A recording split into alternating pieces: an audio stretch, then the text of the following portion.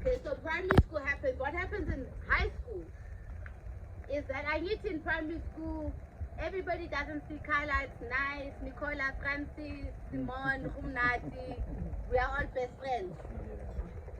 Standard 6 comes in, guys. You come out the bubble, you go to the high school, people shipped out of that school.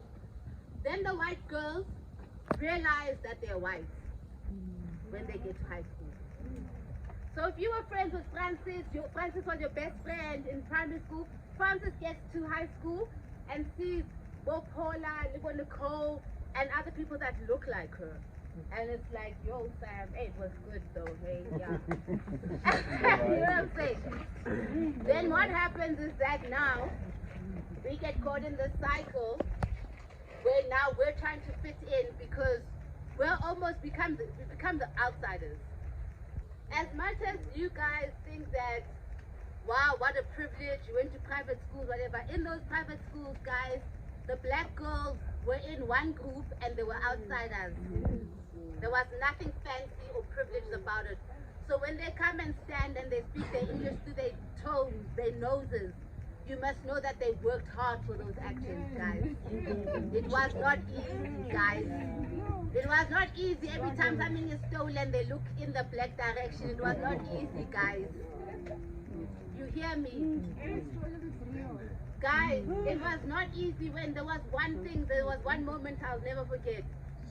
Like, white people just, the superiority complex is so real that they just have no concept of brilliance in a black child.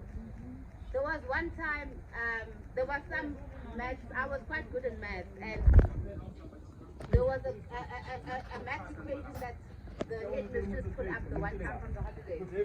Put it up. Within 2 minutes, I figured it out. And they were like, what? How did she do it? What? And the teachers were having conferences. Guti, how did this black girl figure this out? Then the one was like, no. She said she was watching lots, she was practicing lots of maths during the holidays, and this very same equation came up. And I was just like, wow, you know? It even happened with my little brother. My little brother wrote an English piece. Then he was accused of plagiarism and detention, and you know? So there is no concept of brilliance. You go to a space where the people who are teaching you, they can't even fathom that you're brilliant. They, you know, and there's a spiritual warfare that's going on where if there's a brilliant white child and you're a brilliant black child, hey guys,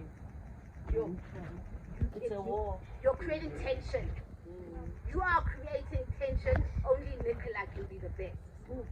You are creating tension. And it even comes out in the leadership and the teachers. You know, you kind of see this, you know, the formation of when people are guarding their prized possession because you're just not allowed to. It's okay. The whites find themselves in high school. Then it gets even worse in university.